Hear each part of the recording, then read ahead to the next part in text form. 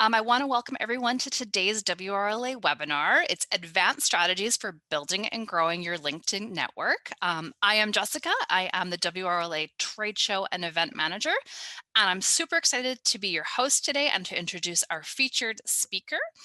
Just before we get going, I just want to remind everybody about a few housekeeping details, just in case you haven't attended one of our webinars before. You've all been muted. Your videos are off, so we can't see or hear you. This session is being recorded, and we will send out a link post-session if you'd like to rewatch it. We will have time for questions at the end, but while we're talking or while Kelly's presenting, you can use the chat function below or the Q&A function to ask a question. And I'm going to facilitate these at the end with Kelly. So type in any questions you might have for her during the session. So I just want to welcome Kelly.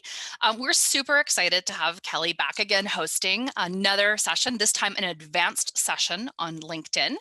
Kelly has become one of our most regular featured presenters. She was here during the showcase if you attended that, and we're really pleased we could host a little bit more of an advanced session with everyone. So I wanted to just show you her bio, but also a few facts about Kelly. She is the founder and director of Squarely Social, which she built to help business owners connect with their ideal customers. Kelly helps entrepreneurs, nonprofits, financial advisors, industry organizations build systems that create a cohesive brand presence across digital channels from websites, blogs, and emails into social media. She focuses on trust, relationships, shared values, and success. She's also an instructor of digital and social media marketing certificate program at the U of Winnipeg, for those who don't know what UW is. So Kelly, I will turn it over to you. Thank you so much for being here. Great. Thank you, Jessica. Thanks for having me, and good to see everybody back again. And I'm always excited to talk about LinkedIn as much as humanly possible. So like Jessica said, we will have a Q&A at the end, but if you have questions in the meantime, feel free to either use the Q&A feature or pop them into the chat. And between me and Jessica, we'll make sure that that we get to address them all. So I'm going to start with sharing some slides and we will move on from there. So today we're going to talk about some hidden features for managing your network on LinkedIn. I'm going to talk about how to craft content that gets noticed by your network and the algorithm. There's this, it's always better to write for humans than robots, but at some point the robots kind of have to know your content is there. So let's focus on the humans, the robots in the backdrop. We're going to look at how to develop strategies for using hashtags on LinkedIn that make your content discoverable. They do work a little bit differently there than they do on some of the other platforms. We're going to look at how to use some of those advanced search features to find leaders in your industry and how to strategically grow your network faster than sending out cold connection requests. So that's what we're going to cover today. I'm not going to get too much into profiles or company pages or some of the other topics that we've covered before. There's a few things that you can tweak there to really help get noticed more often, and so I'll talk about those. So let's start with a poll. Curious for the audience attending today is how often you are using LinkedIn. So take a couple seconds to answer the poll. We've got once a day, once a week, weekdays only, weekends only, or multiple times a day. I will fully confess that I am in and out of LinkedIn probably more than I think I am. But I know that I may be a little bit outside the periphery of where other people are in that. So I'll give you about 5 more seconds to answer that poll. Okay, and just, yeah, if you want to show the results. So everybody's in the sort of the once a week range. So let's see if that changes for you by the end of today's session, if you're thinking about things a little bit differently, or if you're sort of thinking about that once a week pocket of time and how you can get more out of it. So, all right, thank you. Okay, so first let's talk about managing your network. I'm going to bounce around between the slides and LinkedIn to show you some things in real time. And I would invite you as well to open up a browser tab, have LinkedIn open. If you're on your mobile device, you could do it that way too. There are some features that are more tailored to one platform over the other, but feel free to do these things along with me and sort of poke through and see where some of these features are.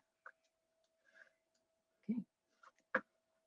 So first thing I want to talk about is privacy settings. This is something that comes up all the time because LinkedIn really lets people know exactly what you're up to on the platform. And it's one of the strengths of the platform, but it's also something that is good to be aware of where you can control what activity other people see and also what your own notifications are.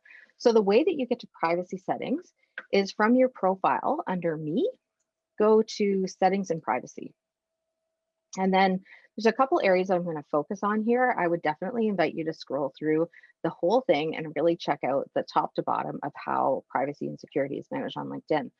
First thing I want to talk about is two-step verification. So in this account access piece, you'll notice at the bottom, so two-step verification is if you need to log into LinkedIn on a different device, you'll get a text prompted to you or an email up to you. But I would strongly recommend that you have two-step verification, not only on LinkedIn, but on anything that you use online, just to protect your personal information and protect your security on the platform. Next thing I'm going to look at is visibility. So visibility of profile and your network. This is where you can check who has access to seeing what in terms of activity or in terms of level of detail on your profile. So at the top, you can see here profile viewing options, whether you want people to see, Kelly Thibodeau took a look at your profile or checked out your profile. That's one of the top things people love to do on LinkedIn is see who's looked at their profile. And it's also one of the reasons I think why some people, me included, move to a premium account because you get the full history. In the old days of starting on LinkedIn, I've been there for a long time, you could see the full history and then it slowly closed the circle just to, again, incentivize people to think about upgrading. See the same thing with story viewing, editing your public profile, who can see your email address, who can see your connections. So really take a look at this and make sure that you're comfortable with the settings and change anything that you want to move off of that default setting. Another part that I would draw your attention to is visibility of your LinkedIn activity. So if you're making any updates to your profile, you can choose whether you want your network to be notified of that or not. And not every change gets notified, gets a broadcast out to your network. So as an example, if you change your contact information, that's generally not something that your network is notified of. But if you add a new job or you change jobs or you volunteer at something or you've won an award, those are things that would cascade out a notification to your network. So for me, I've shut that off because I'm always making changes to my LinkedIn profile. And sometimes it's a matter of editing my about section or things like that. So I don't necessarily think that that needs to be broadcast out. Now, if I had something really significant that happened in my career that I wanted my network to be notified of, I'd come into these privacy settings and I would change that setting. So that's something for you to be aware of, as well as your active status. So on LinkedIn, you get the little green circle when you're active on the platform, whether people can tag you or mention you, the notify you're in the news. Now that's an algorithm thing, so you don't actually have control to say, I check that box. I want to be mentioned in the news, but you do have a setting in terms of whether you want your network to be notified of that if the algorithm should pick up some activity. And then your followers. So choose who can see your public updates. So this is where you want to just come in as a first point before you think about making any changes to your profile that you may or may not want your network to be notified of.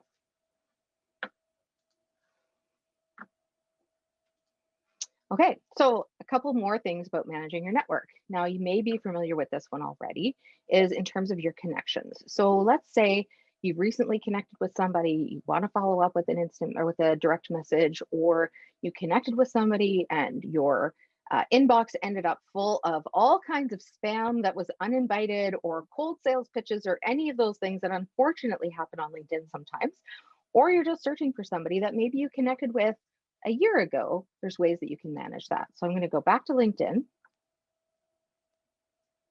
If you click the My Network button at the top, that's where you'll see this screen. So under here, under Manage My Network, I can go to Connections, and then I can see who I've recently connected with. I can search for them by name. I could search for them with a filter, and I have an option here by connection to either message them directly or under those three dots is remove connection. So when you disconnect with somebody, they are not notified that you've disconnected from them. So no worries there in terms of that kind of notification happening. That is shut off by default. So you can feel confident about that. Or, we sometimes I've connected with people, like I said, I sort of get the cold sales pitch. I do the polite decline. They follow up with a wait, wait, wait.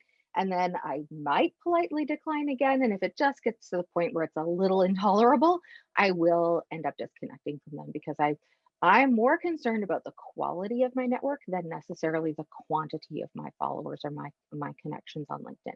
So this is where you can manage that. Or if you're looking for somebody specifically, maybe you're looking for people who are in a certain industry or a certain type of role, you could search for that as well under search with filters.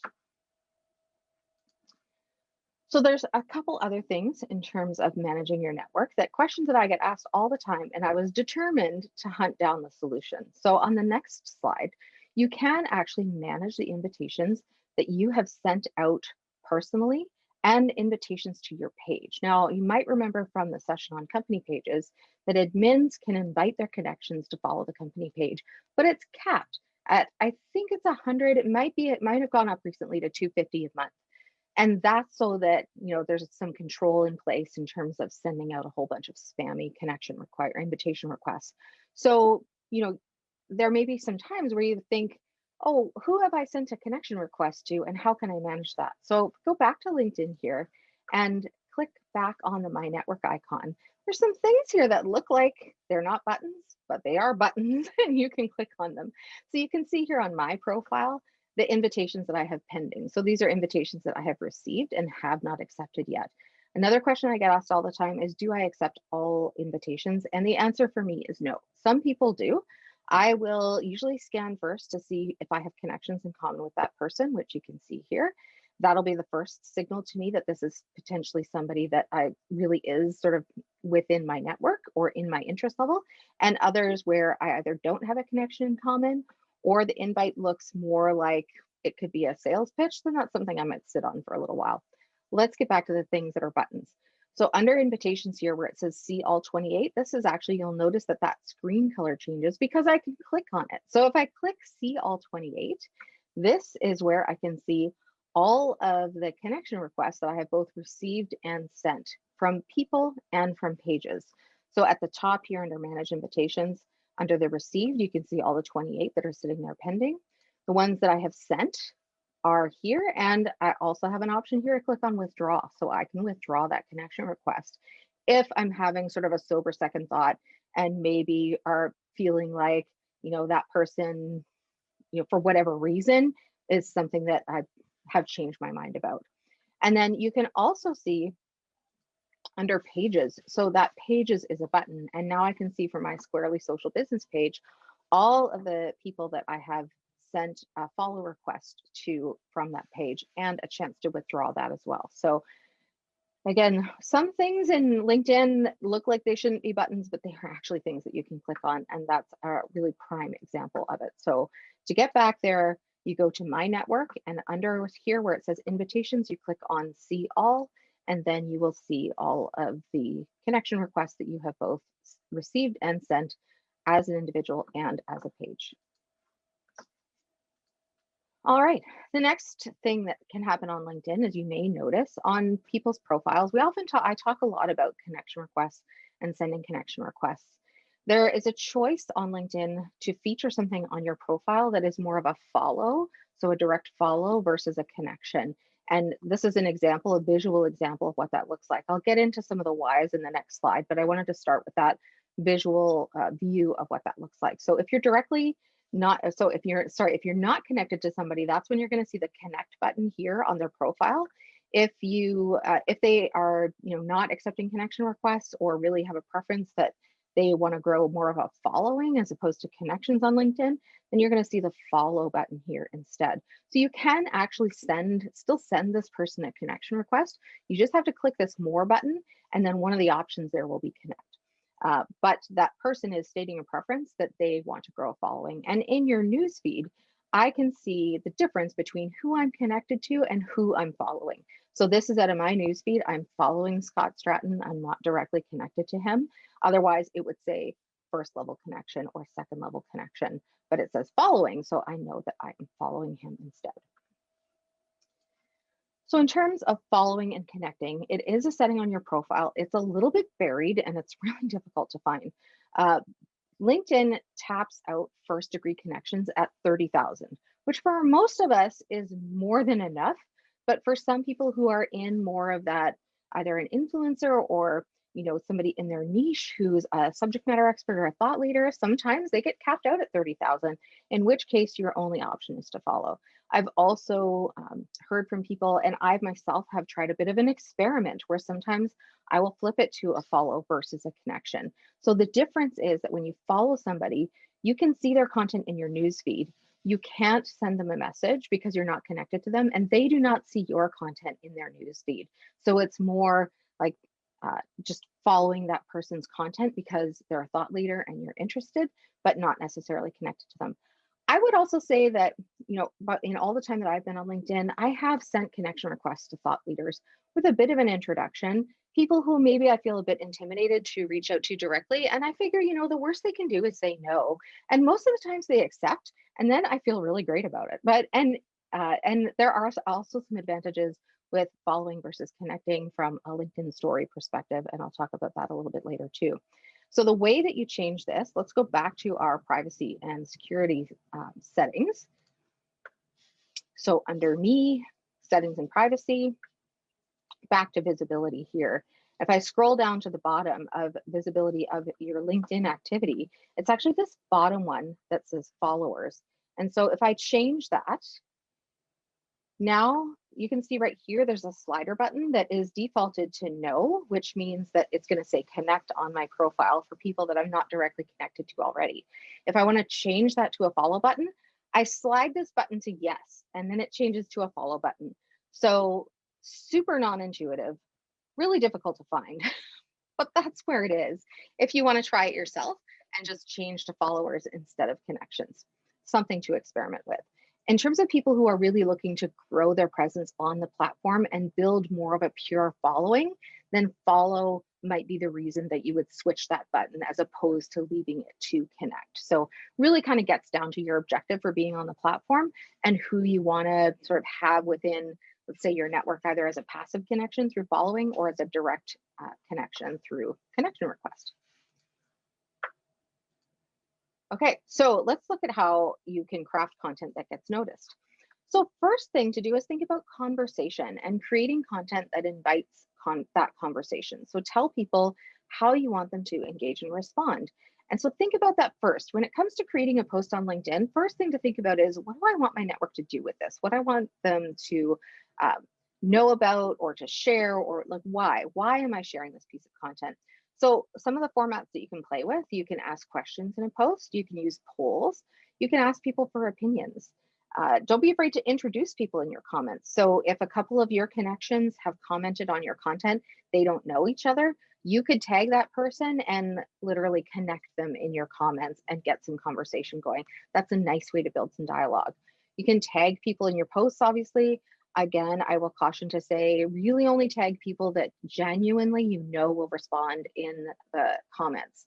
LinkedIn sort of looks for a bit of that sort of spam filter type of a setting. If you are tagging, let's say 15, 20 people and a whole bunch of high level thought leaders that may or may not respond. So it ends up being a quality factor into how your content gets displayed in the newsfeed. Charlene, can you see who's following you? Yes. So if I go back to LinkedIn, and I'm going to say it's probably under my network. It's not at the tip of my people I follow out of my network. Oh, and under here at the top, 1,861 followers. So for me, I just click on that, and now I can see who's following me as well. So glad to have figured that out right on the fly like that. Okay, so in terms of content and things that you're posting, again, don't be afraid. It doesn't all have to be your perfect highlight reel of every single of your favorite days at work or all the things that went right. Is that from time to time, it's good to be more human, be vulnerable. Post if you've had a hard day. Post if you need help solving a problem, or if you want to learn something new. And you'll be surprised, even though it might feel a little unusual and potentially even scary. I've been there too. It ends up being a way for people to really see the human behind that profile and connect with you and get to know you in a very genuine way. So, you don't want to do that on every post, but from time to time, it is something that I have found has been really, really beneficial. In terms of writing those LinkedIn posts, now remember in that newsfeed, it's only going to show those first 2 lines before it says read more. So you really want to make those first 2 lines pack a punch. You want to have them draw some attention and get people to stop their scroll. So those first 2 lines, if you think about that in terms of how you're building that post, think about starting with a surprising fact, a bold statement, a question about a common trend, something that's really going to grab somebody's attention, and then give it some breathing room. So if you are sharing content from a magazine who maybe has given you top 5 tips for managing your budget, something like that, then you could bring that content into the post rather than saying, hey, network, check out this great article. It's less likely that people are actually going to go and read that content. So instead, invite curiosity by sharing more of the details and then getting those comments happening in and dialogue building in the comments. You want to add 5 to 7 hashtags per post. Here's some examples at the bottom of some of those sort of surprising stats kind of way. Think about how you could invite that curiosity. So the pandemic has changed the lumber industry dramatically and it's not going back. Huh? What? What's happening? I want to know, right? That's something that makes me want to click that read more button and read the rest of that post. I've learned a lot of lessons the hard way, and this one was no exception. Oh, that's interesting. What did you learn? And not just what did you learn, but how can I apply that to what I might be thinking about or going through, or something that's on my mind as well. So thinking about how you can take the lessons you've learned and share that value back to your network. And the third example, technology isn't revolutionizing the way work gets done. So is it, isn't it? It's up to you how you want to, color within that and paint around that picture, but it's a way to grab attention in the newsfeed. So here's an example in terms of posting and curating content, just to show you a visual of some of those things I was just talking about. So this is a post that I put together. The beginning, I said, as a business leader, have you taken the time to figure out how social media fits into your customers' experiences with your company or brand?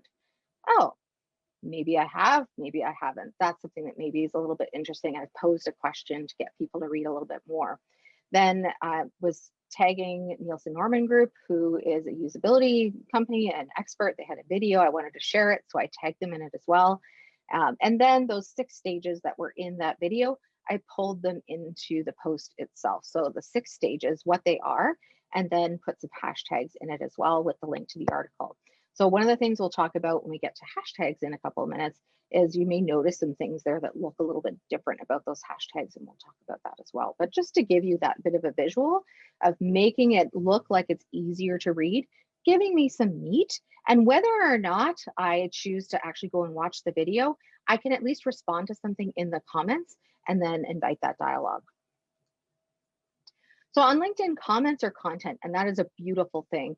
In fact, I would worry less about creating original posts and more about leaving good comments. So in the balance of things over the course of a week, in that week, if you wanted to put out 1 or 2 posts, I would leave that many or more comments, and not just a great article, thanks for sharing, but really take the time to provide an opinion or share an idea and think about what it is that you want to contribute to in building that dialogue. So your network gets notified every time you leave comments on somebody else's posts. It's a great way to build your network and also to get other people to see who you're directly connected to.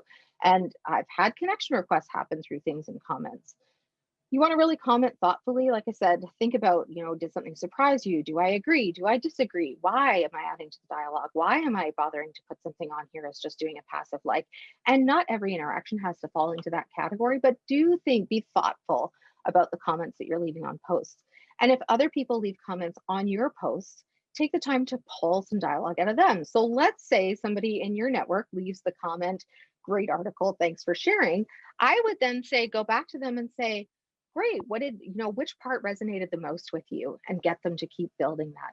So there's a couple of reasons for that. One is it gets some good conversation going, and 2 is it's good for the algorithm. So there's the robot piece in the background, right? In that, especially in that first hour after you post content, that's a signal in terms of your connections, how active they are with your content and how engaged they are. That's a quality signal to the algorithm. So it's helpful that way too. Speaking of the algorithm, that's the next piece. So, like I said, the signal in terms of people interacting with your content is one of them. LinkedIn algorithm, there is an algorithm. It does change. There's a reason why you don't see everybody's content if you're not engaging with it, but it is known as more the friendliest algorithm. So, it used to be really easy for your newsfeed to really just be filled with influencers and not a lot of other quality content, but that's changed now. So the factors are the keywords in your profile and the people that you're likely to know. Again, those reactions in the first few hours from your connection give that content some extended life, and how you engage with other content in your newsfeed. So if all you do is post content and you never engage with anybody else's content, it's going to reduce the visibility of your content from the algorithm perspective. Okay, I promised a slide on hashtags, so here we go. So with LinkedIn, you want to make sure that you're using 5 to 7 hashtags in every post. So that's a bit of a change. Hashtags used to not be a thing on LinkedIn, and then sort of the best practice was about 3, but now we're stretching it a little further than that to 5 to 7, cap it in there. You can consider using a personalized or branded hashtag. So what that means is, for me, my branded hashtag is hashtag squarely social. I put it on all my content. So if anybody ever wanted to, enter that hashtag into the search, they would see all of my content associated with.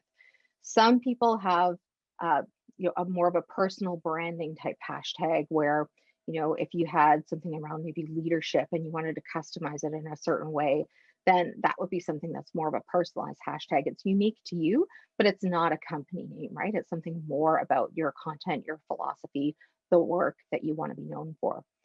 You want to research hashtags before you use them. So remember, it's not a pound sign or a number symbol with a whole bunch of string of words behind it that just were sort of a stream of consciousness or top of mind. And don't hashtag every word. You want to just have those 5 to 7 and use them strategically. You want to use what's known as camel case. So you'll notice in my hashtags, and it's a fairly new piece of information for me. So it's something I try to be really, really mindful about.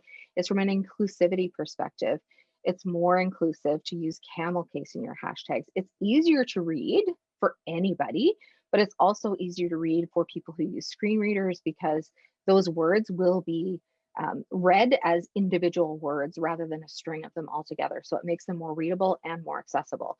And the post that I've captured here tells you a little bit more about that.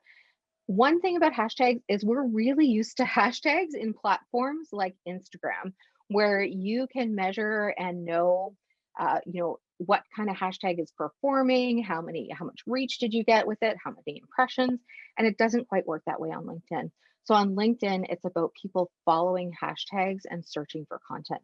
So when I talk about doing research for hashtags, what I mean is go into LinkedIn and enter the hashtag into search. So as an example, if I wanted to do hashtag supply chain, now hashtags are not case sensitive. So even though I'm looking this up all lowercase, when you go to use it in the post, make sure that you go to camel case. So it does not limit the visibility of your hashtags at all.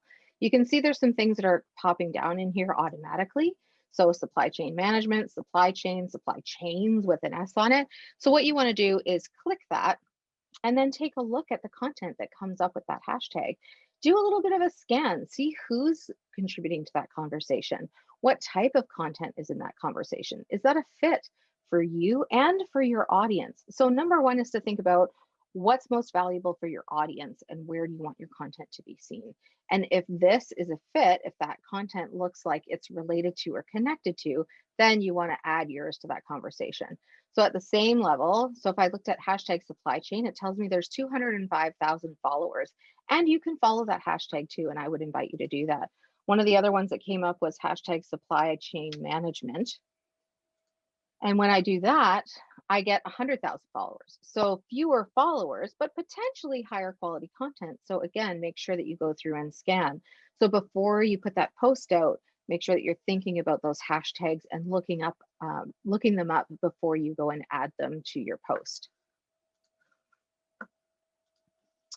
Okay, let's talk about advanced search and LinkedIn SEO, or search engine optimization. So you can use search to grow your network. On LinkedIn, there's a few ways to use search, and search has been updated from how it used to work before we got the new bright white look in LinkedIn. So if you know that you're looking for people in a certain industry or of a certain job title or even that work at a certain company, you can search for them on LinkedIn. So in that search box, uh, I'm going to come down to, I'm just going to use digital marketing specialist. Now, what comes back is a list of people, jobs, and companies all in one. And then I can also filter these. So I could say by jobs, if I'm looking for digital marketing specialist jobs, it's only going to show me those job results. If you're looking to grow your network, that digital marketing specialist search might be more about people in related industries.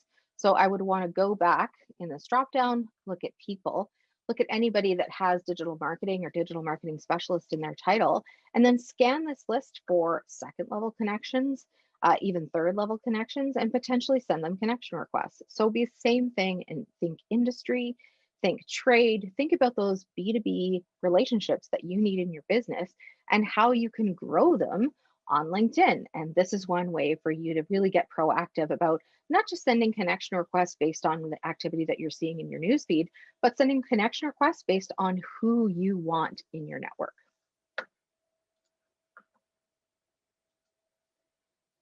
In terms of optimizing your LinkedIn profile for search, think about the terms that people might use to search for somebody like you on LinkedIn that either does your type of work or solves problems you solve or is in the industry that you're in.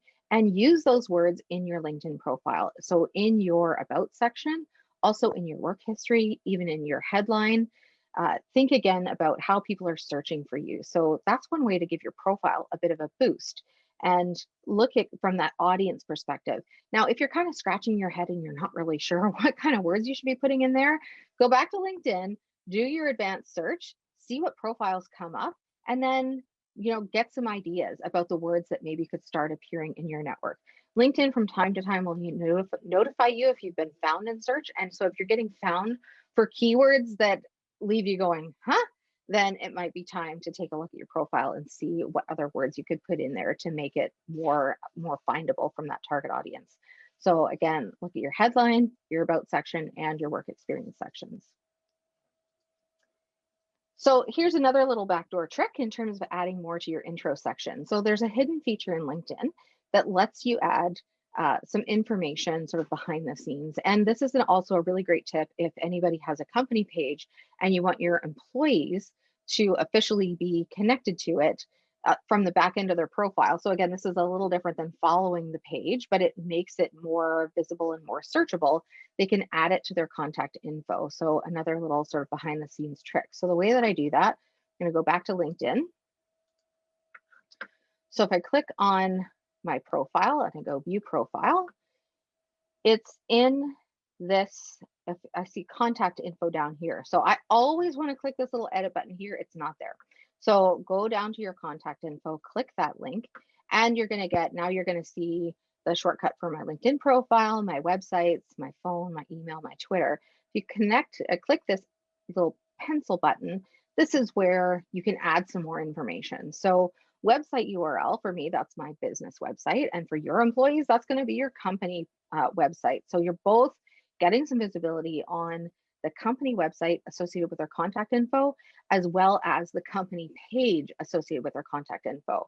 So if I enter the website from the drop down, I could choose personal or company or blog or RSS or other. And you might be asking me, why don't I choose company? Because that's what it is. It's my company webpage. Well, the reason that I choose other is because then this little text field drops down and I can enter keywords here. So I've entered social media marketing because for people who are searching for that, I want my profile to show up. So again, if I just put this on company, that little field disappears. If I choose other, it's going to ask me what and why, and I'm going to enter a keyword there. Under website URL here as well, this is where I've got the LinkedIn company page for my business. Same thing, I've typed other here and then just put Squarely Social company page in there. So you can add phone number, address if you have a physical location. That's the only reason that you would probably enter an address. As well, you can put in a Twitter handle, instant messenger. I don't choose to put my birthday on LinkedIn just because it's not a platform where I'm either sending birthday wishes nor want to receive birthday wishes, but that's a personal choice. That's up to you. So if you want to put that in there, you can, and then you can choose as well whether you want that to be visible to your network. So again, to get there from your profile, discard from your profile, it's this contact info link right here underneath that you go into and then hit the pencil button to edit that. So some other little things that you can do to make your profile stand out from a search perspective. And some things about how to grow your network faster. So personal network on LinkedIn, you really want to think about that newsfeed and how you can use it strategically to see what content your connections are sharing. And then look for opportunities to invite connection requests. So when I go to LinkedIn and I look in my newsfeed, I'm going to go back to home. First thing that I do is I start scanning for the content, obviously, that my first degree connections are sharing and thinking about whether I want to leave that content, that comment, what it is that I want to say about what they have shared. Next thing that I'm going to do is I might look for, it's telling me that this person commented on that post. And that person is somebody who's a thought leader in the digital marketing industry, but not like a former colleague or anything like that. So that's interesting to me. So what it tells me is that in the comments on this post, it's probably going to be comments from people that I'm not directly connected to already. And again, if my goal is to grow my network, then I can look at those comments, scan through them. Now there's only 4 on this one. So, if you have posts that have more comments in them, then you're going to see more there. But it's also maybe an earlier opportunity because there's fewer comments. And I can see already that this person I'm a second level connection to, so not connected to her directly. Same thing with this one. So here's where I'm going to decide to either leave that comment or potentially send a connection request. Now, unfortunately, if I just look at this person's name here and, oh, she's got her profile set to follow. So I'd have to visit her profile if I wanted to send her a connection request. For this person down here, it says connect. And if I just click that connect button, it just sends the connection request. It does not give me a chance to personalize the invite. So just something to know that there are some different things on LinkedIn that you think should be, again, a little bit more intuitive, aren't necessarily. So have done that myself where I just like, oh, that wasn't what I intended, and often will follow up with a DM or a direct message to let them know that I had intended to send that connection request. So when you're sending that connection request, again, always personalize it with that quick greeting. Tell that person what you have in common. Take a look at their profile first. If there's something, an interesting fact that stands out for you or a way that you want to introduce yourself, think about, if you were at a networking event with this person, how might you introduce yourself? And it can be just a quick 2-liner. Here's what we might have in common. I'd love to learn more about your work and would be great to connect on LinkedIn. It doesn't have to be a novel. So don't overwhelm yourself with that. Next thing is to edit your public URL. So if you go to LinkedIn and you look at your profile, see, just view profile, and you notice up in the top here in the website address bar that you have a whole bunch of numbers that follow your name that you were assigned automatically when you created your LinkedIn profile. You can actually change that to make it easier for you to share in your email signature or on your website or in other places, and more of a first name, last name type of approach. Now, it will depend on availability. If somebody else already has your first name, last name, then you might have to come up with an alternative with a middle initial or middle name or something like that. But you'll notice up here that there's an edit public profile and URL option. So if I click that, I'm taken outside of what looks like outside of LinkedIn. It looks like I've just gone into the vapor somewhere, but it's all safe and sound. So here in your edit your custom URL, you click that pencil button. This is where you can enter whatever you want to be after linkedin.com/in/. Now I'll tell you, there is already somebody who has Kelly Thibodeau. So I have K Thibodeau, and I have been on LinkedIn since 2006, never really looked back at, whether I wanted to do first name, last name. So missed opportunity for me, but K Thibodeau is totally fine and completely personal. So again, this can be first name, last name, anything like that. Just hit save and it instantly updates. And don't worry, none of your links will break to what might have been your previous URL, it's a seamless transition. So not to worry about anything like that. Now you can also change the visibility of your profile to anybody in the public that you're not directly connected to. And here's where you can see some options to control that too. And now this is a snapshot of what my profile looks like for anybody that just wants to look me up on LinkedIn and that I'm not directly connected to in any way. So they could see all of this content, and I'm perfectly comfortable with that. But it's something for you to know in terms of how you can control who sees your content on LinkedIn. Okay. And you'll notice it's opened up a second tab. So if I just close this, I'll go right back to LinkedIn. Okay, then profiles versus pages versus groups. So there are these three things, right, on LinkedIn. And you might hear personal profile or company page. It's really profiles or pages. So LinkedIn is just simplifying the language around those two things. Profiles, of course, are for building your personal brand and your network at that personal level. Pages are where you establish your brand presence on the platform. And it's where on personal profiles, if people are listing their work history, why you get that nice little icon that's actually a link back to the company page. And you can establish a brand presence without relying on individual people to be that voice of the company. So it's another reason to have a page. Groups are something on LinkedIn that kind of are, I've read research that is they're great, and other research that says they're not. And it just depends on who's there, right? If you've joined a group that is never moderated, nobody is posting in it actively, you may have joined it at one point in time and it served its purpose, then that's where that's sort of not necessarily working in a way that's getting you in front of a new audience. You do tend to get better visibility in the news feed from groups, just like in some of the other platforms. But again, if nobody's active in the group, then there's nothing that's going to be there. So, and if you're thinking about starting a group, then that's something to know, is it is something, a community that you need to be able to moderate in some way. Now you can actually see your groups on LinkedIn. So if I go back to home, you can see here that it's listing my groups on the left. And when I click them, I have the ability to leave them if I want to, or to stay in them. I'll just scroll back up to the top. So groups here, if I go to Manitoba Learning and Development, it's going to take me to that group. If I wanted to leave that group, I would have some options here under settings if I want to leave the group or manage those notifications in any way. So if you are like me and may have a long list of groups that were at a point in time and not something that are ongoing conversations and dialogue, you can go in and decide whether you want to stay in that group or not. Okay. See a question in the chat from Faye about the best way to research hashtags.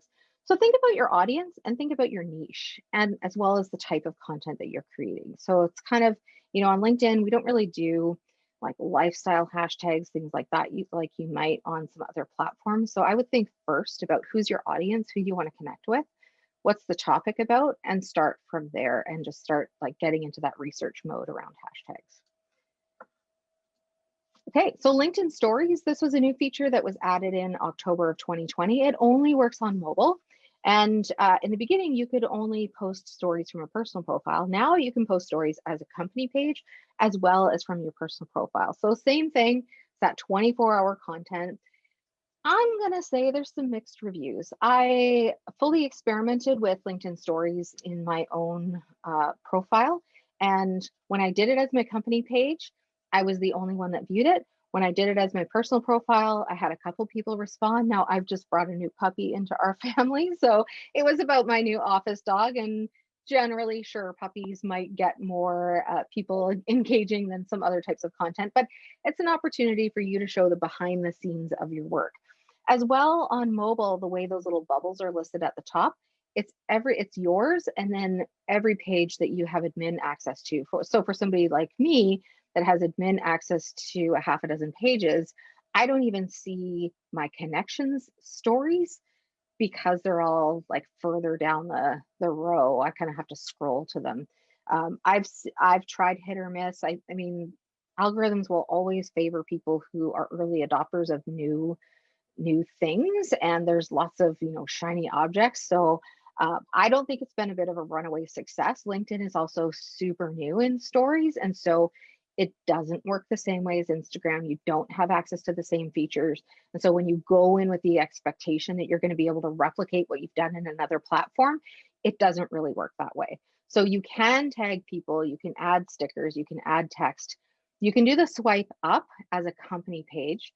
As a personal profile, you only get swipe up if you have at least 5,000 connections or followers and have follow as a primary button on your profile. I'm not sure why that rationale is there, but nonetheless, that is the way that it works. So I will say if you're interested, if you're curious, if you want to try something new, go ahead and try it. Just know that this is a different feature of that particular platform. It's also because it's only available on mobile. I'm on LinkedIn on my desktop computer most of the time, and maybe I'm in the minority for that, but that is something that is a limiting factor in terms of my own use of story features. Hey, Brian, a question. I represent a few different companies, one company in lumber, one technology and oil and gas. What's the best way to drive traffic for each separate sector? Yeah, so I would take a look at, again, doing that hashtag research and see what kind of content is coming up for people who are following it. And also look at some industry thought leaders within each of those sectors and get curious about the type of content that they're sharing. There's always going to be that mix of personal brand value if you're doing it under a personal profile, as well as subject matter and thought leaders and things people go to you for in terms of knowledge. On company pages, same thing. So you're going to have some stories about what it's like to work there, jobs posted, company values, as well as industry and thought leader type content things that are going on in there. So that's probably the way that I would start to get curious about that, particularly when it comes to LinkedIn. And the last couple of slides here, so is the social selling index. So if you haven't heard of social selling index, it's not a huge deal, but it's an interesting and fun and curious thing to know about. So it's a tool that LinkedIn uses to assess your profile. And for people who are in sales roles, the social selling index is sort of an indicator of, how effective is your presence on the platform. So it rates that across 4 components: establish your professional brand, find the right people, engage with insights, and build relationships. And this can change daily as well based on your activity on the platform. Now, mine at this point in time was 75 out of 100, and anything over 70 is really like you're already kind of a standout and more active on the platform. So if I click this link, I'll just show you, it may have even changed since then. Yeah, it's down to 71 now. So you can see, I'm top 1% of my industry and top 8% in my network. So this is my current social selling index and how each of those components break down. So I can see under the little help button, how does that work? I'll put the link to this in the chat and you can try it too. There we go. As well as, so people in your industry, 27 out of 100 have an average SSI of 27. I rank in the top 1%. So it's just kind of like a fun fact in terms of if you're really looking to up your level of activity and how you establish yourself on the platform, the social selling index is an interesting way to kind of look at that. Okay, something else that you can do is add a personal introduction to your profile. Now you can only record the introduction on mobile, but you can play it on desktop or mobile. So you may have noticed on my profile that there's a little speaker here, right here, and that's an audio recording of me introducing myself. The original intent of that little feature was that for people who had names that were often mispronounced, they could, in their own voice, tell people how their name was pronounced. But now you get a little bit more time. I think you get up to 10 seconds. So that's enough time, believe it or not, to say a little bit more about yourself other than your name. So how would you personally introduce yourself to your network? And you can do that right here on LinkedIn. So you can play it here, but like I say, you have to be on your phone to actually record it. I can manage it here. So if I go into the edit settings, I can delete that recording if I don't like it anymore, but I can't actually create a new one. So you have to create a new one on your phone. So there's a screenshot here for that. Yes, yeah, Jean-Guy. If I'm saying that in my proper French, I can imagine that you get that as well. So it's a nice kind of like a bit of a marketing opportunity, if you will, in terms of a warm introduction. So this is a screenshot off my phone where if you go into your profile settings and look at name pronunciation, your audio recording, that's where you can change that audio recording setting and update that. You can also do audio messages in direct messages over your phone. And sometimes that's a really fun way to do something other than just type it out on your keyboard. So, if anybody's looking for that extra thing that they want to be challenged with and how they look at their profile, I would love it if you would send me a connection request and then send me an audio message in my DMs. Or you could do it with somebody else too. And it's again a really nice way to just say hi, introduce yourself in a different format than when people are used to. And so you stand out that way. Again, remember you have to do that on your phone. Now, the other question I get asked all the time is about LinkedIn Premium. I did switch to Premium. I used the free one for a long, long time. I've been on LinkedIn since 2006, believe it or not. And for the majority of that time, I used uh, a free account. So I only recently switched to premium because I wanted to know a little bit more about who was looking at my profile because now I'm running my own business. And so I'm curious about that. I wanted some access to LinkedIn Learning. So you can see here, there's a few different levels depending on what you want out of the platform. So one is Premium Business. Next is Sales Navigator Pro.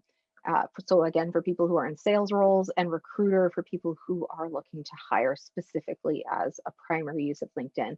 And you can see as well, like this isn't like a $10 a month kind of commitment, right? So you do want to make sure that it's the right fit. But other than those few things, I would say, don't feel pressured to go to premium just to feel like you're part of the club, if you will. Make sure that you have a purpose and that you're really getting the most out of that investment. So I just wanted to show that level with you.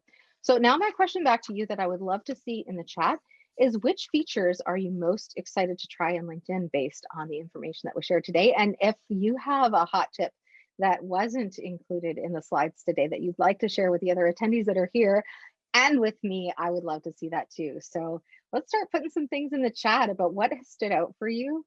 There's always going to be something that lands for one person that is a little bit different for somebody else. And so I just love to really sort of build that connection through the chat. Would love to see some of the things that you're most excited to try next time you dive into LinkedIn.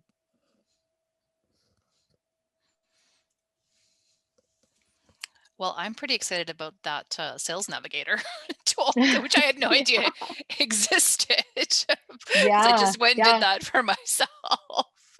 yeah, yeah, nice. Yeah, That's nice. good. We've got hashtags and social selling index. Yeah, I mean, let navigator and see how you rank. Yes, I agree with that. Yeah. I didn't know I got ranked. So Yeah.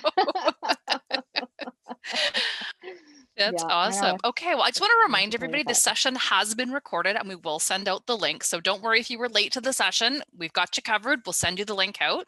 And you can continue to ask questions below in the Q&A or the chat function. So Kelly, Yeah. I have some questions for you while people are maybe Okay, thinking about some of their own.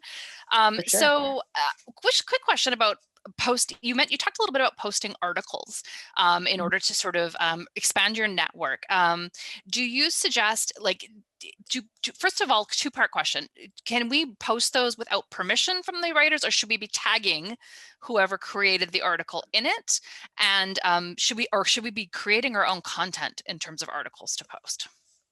Yeah, so it's a mix of both, right? Is when you sort of prove your value or your knowledge by sharing what you're connected to in the industry overall, not just in your own personal work.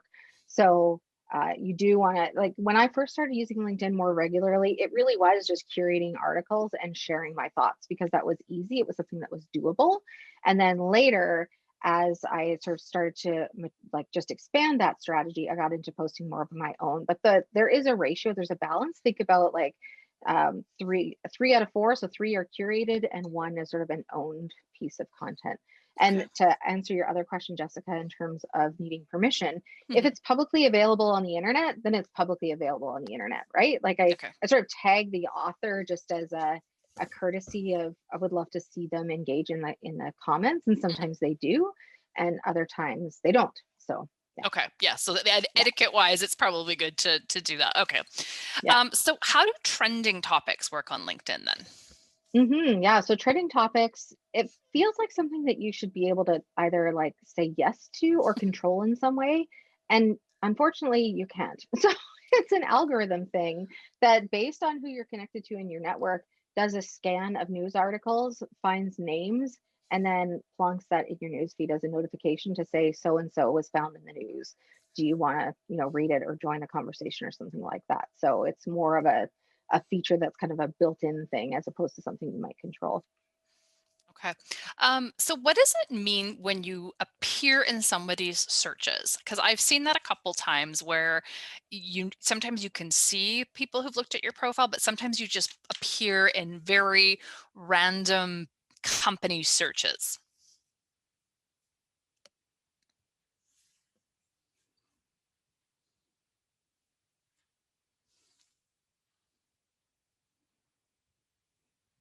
Oh, I'm not sure if we've lost Kelly here for a second.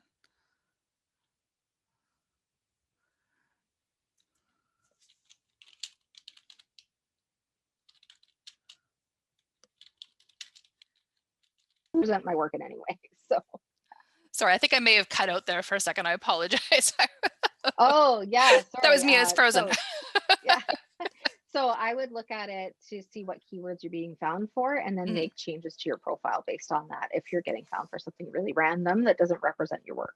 Okay, So perfect. yeah. Can you personalize connection requests on the mobile phone? Yes, but you do need to know exactly how to do that, because if you're on your phone and you see that connect button, it will just fire off the connection request right away. There's a more button beside it with three little dots. You have to click that more and then invite or personalize invite. And then you can write your little note and send that personalized connection request. Okay, so we So have again, another. more LinkedIn magic that's just not as intuitive It's as you all think very it not intuitive. I know that's the one thing is. I feel sometimes with LinkedIn is it feels overwhelming because it's not the same way the social media kind of functions sometimes. Yeah. So we have a question Yeah. from Jean Guy. I hope that's right, Jean Guy, or if it's Jean Guy, I apologize. What's the ratio? What ratio do you believe being on LinkedIn during the week? Oh, sorry. What's the ratio you believe of being on LinkedIn during the week is useful but not time consuming? Are you still Hmm. able to build or expand depending on your strategy and not interfere with your work week? That's a great Well, question. I could answer a little bit of that actually on the next slide. So, if you wanted to spend 20 minutes a day on LinkedIn, and Jean-Guy, you tell me whether that feels like way too much or not enough. So, time boxing, right, is the key to not getting sucked in the LinkedIn black hole. Is also understanding, like, what do you want out of it? So, do you want to grow your network? Do you want to be seen as more of a I'll say thought leader. I'll use that a little bit loosely, but just somebody who's a go-to resource for people who are looking for a certain type of content. So first thing you're going to do is look at your notifications. Look at where people are engaging with your content as the primary signal of where you can, again, like, build that dialogue and that quality network that you're after. Then looking at people who have commented on your content, from there, scanning your news feed, looking at those two or three articles or posts, especially with second or third level connections you're not already connected to, and then sending personalized invites and posting content once or twice a week. If that feels like way too much, then I would scale that back into what feels like doable chunks. I would say, I want to say 2 to 3 times a week on LinkedIn would be ideal. More than that is great. There's no wrong. But once a week, I'd like to, I'd like to recommend that you're a little bit more active than that, to just, again, really give people a flavor for who you are and what type of network and activity you're trying to build up there. Okay, and he agrees. He feels it hits the Okay. mark. Okay. Great. Excellent. So Kelly, I didn't realize you had more slides, so I'm going to let you finish your No, that slides. is the last one. That is That's the the last last one. one. Yes, Okay, yes. It was a sorry. perfect segue, Jessica. It was Oh, great. perfect. Okay, good. I didn't mean to interrupt you there. So another question I Yeah. had, because I was following along on my personal LinkedIn while you were doing this, just sort of to horse around. Hmm. So on your personal LinkedIn, you have a featured section where you can post Yes. links. What's the Yes. difference between that and posting on a LinkedIn newsfeed? Yeah, so featured is permanently attaching posts or content to your profile. Okay. So if I go, I'll just do this quickly. So if I go to LinkedIn, if I wanted to see, Jessica, maybe I'll just look you up. Okay. There we go. If I Yeah. wanted to see, Jessica posted something a couple of days ago. It was really interesting. I don't remember where it is. I don't see it in my news feed. Right. I'd have to come to your profile, look at Okay. your activity, Hmm. and go to posts to find your content, or looked at activity, right? And Okay. scan chronologically and try to find it. Hmm. If you use the featured section on your profile, Hmm. then it attaches that content right to your profile. I saw it on yours, but Yeah. and so it's right there for people to see at their fingertips. So the profile can exist in two places, regardless if you post it in your featured or your news feed. It will still Yes. be there. Okay. So that Yeah. you don't have to Yeah. worry about double posting. It doesn't disappear No. or anything like that. Okay. No. So you can like curate a collection. So these are some ones that have gotten some good traction for me that I wanted to Okay. associate with my profile, the posts, but you can Yeah. also do video, you can attach other websites, other things. Yeah. Okay, great. Thank you. Yeah. And so, in general, just sort of maybe one of our last questions we have here as we're wrapping up is Hmm. what sort of advice do you have for people who are just getting started? I know this is an advanced class, Hmm. but many of us Yeah. already have LinkedIn profiles and may think we do, Yeah. but what sort of advice do you have when we're just getting going to growing our network? Yeah. So I think it's just getting curious, right, about what's happening in your news feed. And again, thinking about comments or content. So if it feels really overwhelming to start posting your own thing, start commenting on what other people are sharing and then use that to help you generate some ideas about ways that you can shift up your own strategy. Okay, that's great. Well, Yeah. thank you so much, Kelly. Thank you so much for being here today for our members. We Yeah, you're really welcome. appreciate